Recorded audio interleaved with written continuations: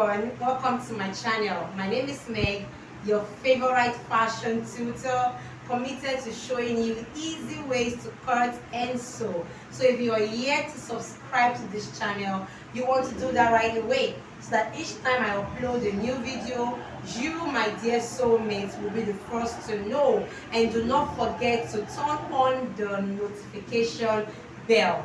So in today's class, I'm going to be showing us how to measure for a female trousers. Remember that there is no perfect outfit without a perfect measurement. If you miss it in the measurement, then you will end up with a completely wrong outfit, and you don't want that. Okay, so watch on as I show you how to measure for trousers. Every detail, everything you need to know about it, I'll show it to us right away. So okay, I will be showing us how to measure for a female pants. So please, let's get started. Now, there are basic things you need to measure when you want to take a female pants measurement. You need your waist circumference, your hip circumference, the length of your pants. You need the waist to hip, the waist to knee, the waist to ankle. Okay, so all of these things, you need the thigh measurement. All of this you need to take note of while we begin. So the first thing I'm going to be taking right now is the length of the pants. Now you want to determine where is this pants starting from. You may want to ask your clients, where do you intend to wear this pants? Is it a high waist pants that is 2 inches above the navel, or is it a low waist pants that is 1 inch below the navel, or would you like to wear the pants from your navel? So wherever it is your clients want to wear the pants, that's exactly where you begin your measurement from. Okay, so in this case, we want to measure above the navel, which is a high waist pants. So just place your tape rule from where the pants will begin from to the floor length. Now, why floor length? If you're making a long pants, you want to make sure that you measure to the floor length. This helps to avoid it, too short at the end of the day. You don't want a jumping trousers. It will look funny. So to avoid that, you take from where it is starting from to the ground, to the floor length. Except you're making a pedal pusher, except you're making something like maybe to the knee or before the knee, or the style you are making needs to stop at the ankle. But if you intend to make a long pants, please take it from the waist down to the floor. So for this person, I have 42 as the length of the pants. Okay, now while your tape rule is still at this point, you want to take the waist to the knee. Now the waist to knee for pants is about 2 to 3 inches above the kneecap. So here is the kneecap, okay? And the kneecap here is about 23, which means that my waist to knee would be 20.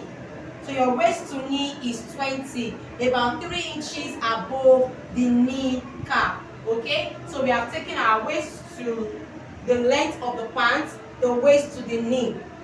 So right now, let's take our waist to the hip, the fullest part of the hip. Now you can tell your clients to just stand in a way like this, just kind of bend over like this, so that this part that comes up would be the fullest part of the hip.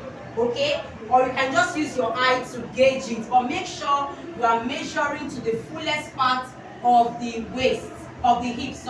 Now for this particular person, the fullest part of the hip is about 7.5, about 8 inches from this point here. So you need to take your waist to hip, and for this person, waist to hip is 8 inches. Okay, like I said, tell your client to just do something like this. So this point that comes out would be the fullest part of the hip. So you take it the waist to the hip, and that gives you the value you want. So in this case, waist to hip is 8 inches.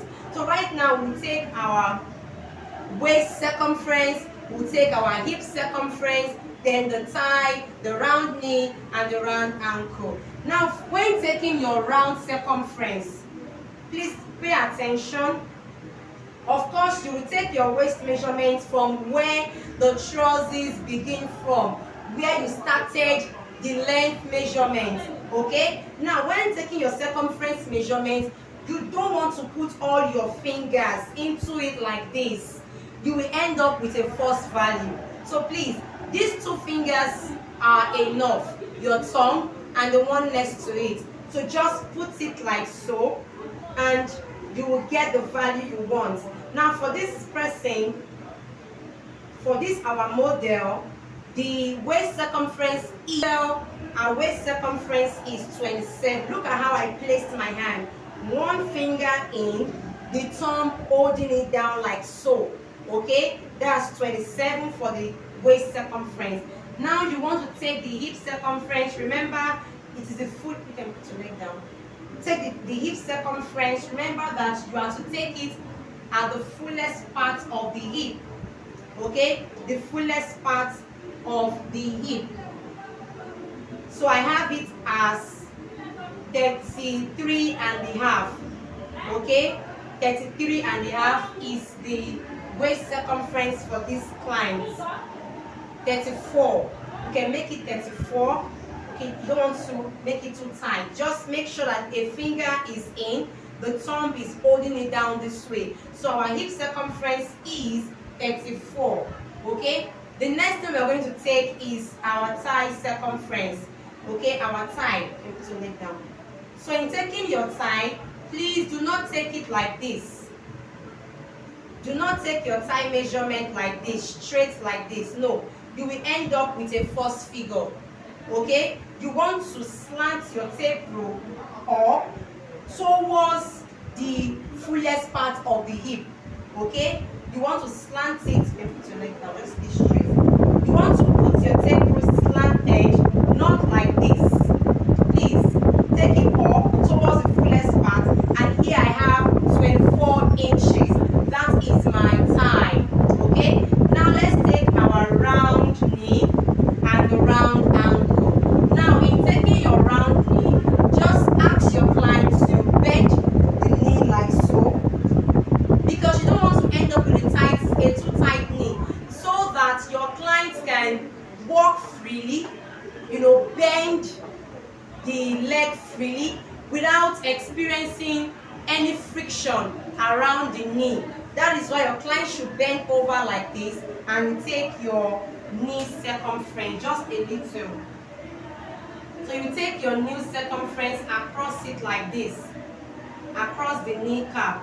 So here I have 16 inches. You can put your leg down now, and you just test it that it goes freely. You can see that it goes freely.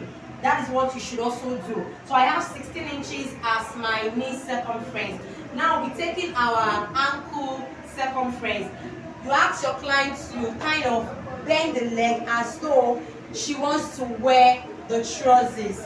So you take your ankle circumference like that. So in this case, just take it round the leg. In this case, I have it as 12 inches. Okay? So also test it that it goes out of the leg. Okay? You see, it goes out freely. So for the ankle, I have 12 inches. Now, if you want to make it tighter than this, especially if you're working with a non-stretchy fabric, you can make it as much as, we did 12. You can make here to be 11, to be 10. But make sure that you install an invisible zipper. This is the inner seam. Okay? You want to install an invisible zipper here, so that even though it is too tight, your client can always open up the zipper, wear the pants, then close the zipper, especially if you're working with a non-stretchy fabric. Okay, so you need to take note of that if you want to make it tighter. Okay, so I think we have measured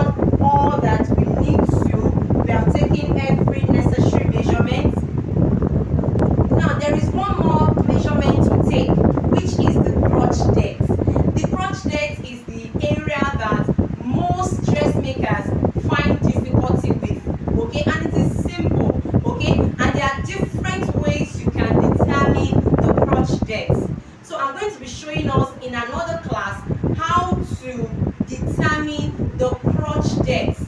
And by the time you watch the next class, you will not have issue with anything called crotch depth. Be able to achieve something free. Your client can squat easily, can take a bike easily. Okay, so in the next class I will show us how to achieve a perfect crotch depth.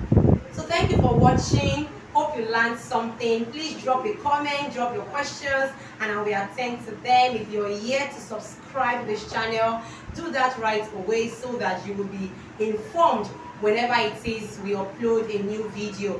And if you would like to learn more about trousers making, we at Meg Unique Stitches, we have mastered the art of making trousers. Okay, you can reach out to us on the number appearing on the screen. We have detailed online classes for you, my dear soulmate. Thank you. See you in the next class.